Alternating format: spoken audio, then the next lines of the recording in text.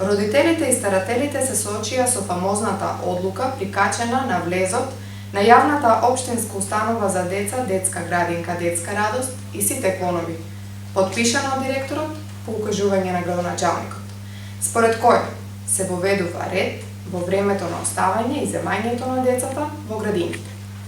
Заклучени врати на градинките за родителите кои доцнат и оние кои доаѓаат порано од 16 часот за да си ги земат децата.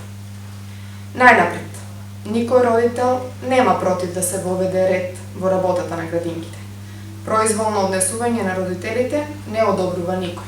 Но сепак, воведувањето ред е проблем и работа на управата и персоналот, а не на градоначалникот.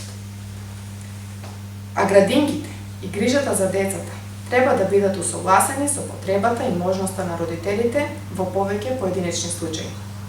Затоа како советник, прашувам, како тоа наведената одлука е донесена врз основа на правилник за стандардите и нормативи и програма за работа и врз основа на друга одлука за работно време во чиј текст не можем да најдам такви ограничувања. Вакво ограничување никако нема ни во Законот за заштита на децата. Понатаму, во ова обраќање ја отварам и дилемата и незадоволството создадено од извиканиот проект Оброк за секое дете.